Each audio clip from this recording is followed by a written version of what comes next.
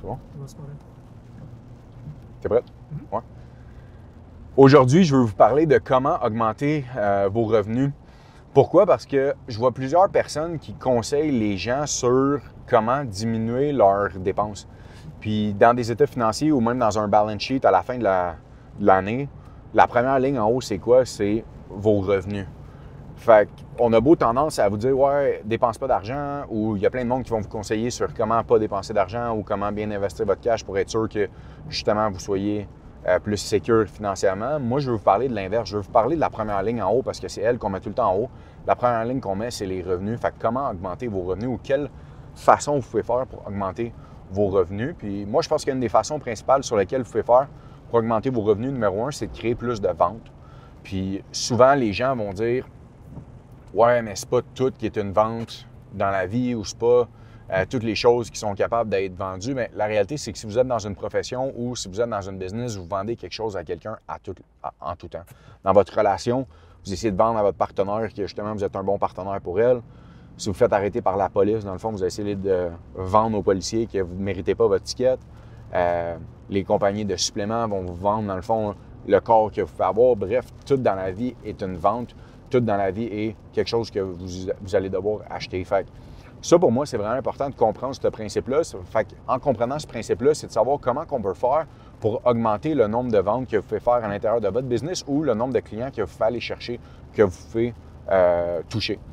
Puis pour moi, de toucher, dans le fond, les clients, de toucher le plus de clients possible, ça serait une des façons numéro un pour augmenter votre nombre de revenus que vous allez faire. On le sait, plus de personnes qu'on parle, plus de personnes qui connaissent nos services, plus d'attention qu'on va aller chercher, on a tendance à suivre cette attention-là. On a souvent vu aussi des gens qui parlaient, tu sais, parlez-en bien, parlez-en mal, mais parlez-en. Le jargon derrière ça, ou je pense l'explication derrière ça, c'est que dès qu'il y a de l'attention qui est focus sur quelque chose, sur un produit, sur un service, sur une personne, ce que ça fait, c'est que ça suscite un intérêt.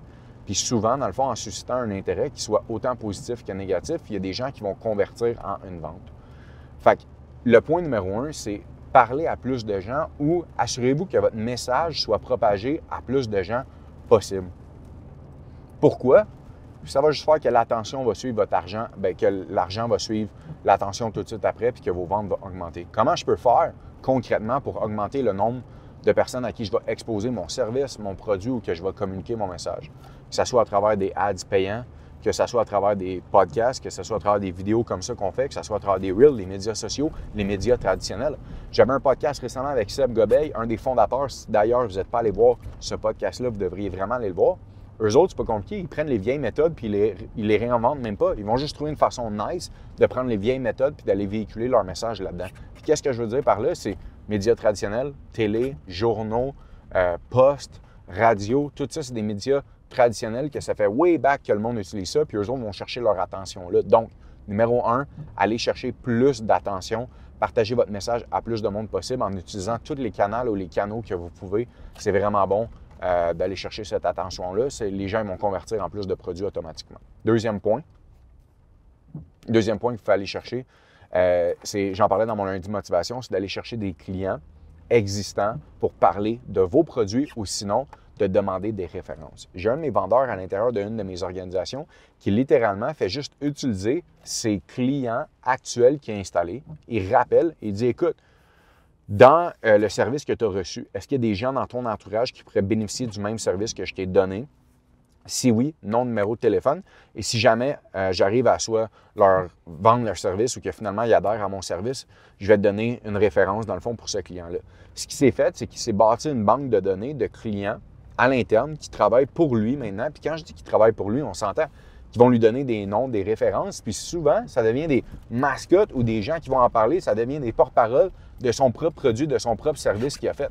Évidemment, la valeur qu'il a donnée à ces clients-là au début était immense. Pourquoi? Parce qu'il savait qu'il allait les utiliser dans le futur, qu'il allait utiliser ces clients-là dans le futur. Donc, c'est vraiment important de pouvoir justement donner de la valeur à son client. Et une fois qu'on donne de la valeur à notre client, on est capable de revenir sur ce client-là et de justement bâtir une entreprise avec ça. Je serais curieux de voir quelqu'un qui vend une fois à un client, puis après ça, il fait juste bâtir sa business avec ce client-là, qui est capable de partager son service, d'avoir un témoignage client ou de demander des références. C'est tellement huge. Qu'est-ce que ça peut faire pour augmenter votre revenu. Fait que ça, c'est 2 points principaux. Et le troisième point que je veux vous jaser pour augmenter votre revenu, ça serait d'utiliser votre éthique de travail à un autre niveau. J'explique souvent, puis quand je veux dire votre éthique de travail, c'est de travailler plus intelligemment. On a tendance à penser, moi, il y a quelque chose d'immense que j'explique dans ma business, qui est la structure de la semaine. On a tendance à penser que la semaine commence le lundi, mais en réalité, la semaine commence le vendredi. Puis qu'est-ce que je veux expliquer par là, c'est que souvent, les gens, ils commencent leur semaine, puis sont comme « Ah, lundi, je me sens bien, ça va être une bonne semaine, let's go ». Ils commencent à prospecter des gens, mais ils oublient qu'ils auraient pu vendre à des gens le lundi ou qu'ils auraient pu faire des installations ou qu'ils auraient pu faire quelque chose. Le lundi, il y aurait eu des cartes de crédit qui auraient pu être collectées, il y aurait quelque chose qui s'est passé le lundi. Pourquoi? Parce qu'ils se mettent à travailler le lundi. Donc, le lundi, les effets commencent à arriver le mardi, le mercredi. Fait que souvent, le lundi et le vendredi sont des journées prises pour soi-même. Puis quand je veux dire pour soi-même, ils sont comme « Ah ouais, ça va être une bonne semaine » ou « Ah, j'ai eu une bonne semaine ». Fait qu'ils slackent l'éthique de travail le lundi. Ils commencent à slacker l'éthique de travail le vendredi. Puis souvent même, leur lundi est plus relax. Pourquoi? Parce qu'ils commencent à se mettre dans leur semaine, puis tranquillement, pas vite, ils avancent, ils avancent, ils avancent. Fait que mon point étant le suivant. Si vous commencez, dans le fond, votre semaine le lundi, commencez votre semaine le vendredi à la place. Donnez une grosse go le vendredi de trucs que vous devez faire. Prospection, appel, email, courriel, téléphone, peu importe c'est quoi, donnez une méga go. Et si vous pouvez même donner une go le samedi. Moi, il y a une réalité, dans le fond, en ce moment que je vis, qui est je peux profiter des samedis et dimanches en famille. Même des fois, je travaille un peu le samedi matin, mais je suis capable de profiter d'une journée et demie de plein week-end avec ma famille. Pourquoi? Parce que pendant 3 ans, j'ai travaillé 7 jours par semaine. Puis quand je dis 7 jours par semaine, c'est que je travaillais intelligemment pour être sûr que le lundi, le mardi, le mercredi, le jeudi, le vendredi, le samedi, je profite pleinement de ces journées-là, que j'avais l'attention de mes clients, que j'étais capable d'aller chercher des ventes supplémentaires versus quelqu'un que je savais qui travaillait le lundi un peu, mais qui travaillait vraiment réellement le mardi, le mercredi, le jeudi, puis un peu le vendredi. Fait que si je combine un peu son lundi puis un peu son vendredi, il perdait une journée juste là. Puis moi, j'étais capable d'aller chercher cette journée supplémentaire-là. Donc, travailler intelligemment, ça veut dire reconnaître dans votre domaine, quand les gens prennent une pause, est-ce que je suis capable de donner un extra push? Puis en donnant cet extra push-là, est-ce que c'est capable d'aller me générer des ventes de plus?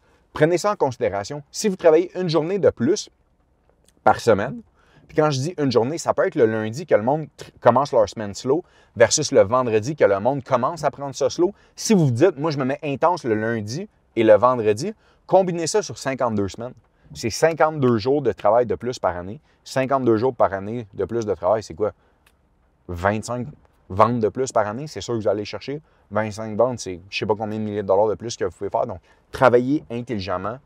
Point numéro 3 pour augmenter votre revenu. Donc, si vous combinez ces 3 points-là, selon moi, ça va faire une méga différence dans votre chiffre en haut de la ligne, qui est comment aller chercher plus de cash, puis comment faire plus de revenus, puis également augmenter vos objectifs, parce qu'en augmentant vos objectifs, automatiquement, vous allez shooter plus haut, puis ça va vous faire un peu plus peur, puis ça va vous forcer justement à travailler encore plus fort. Fait que, merci à tout le monde d'avoir regardé cette vidéo-là. Commentez dans la vidéo si vous êtes d'accord avec mes 3 points que je viens de vous parler. Subscribe, puis laissez-moi savoir justement qu'est-ce que vous en pensez. Merci, guys!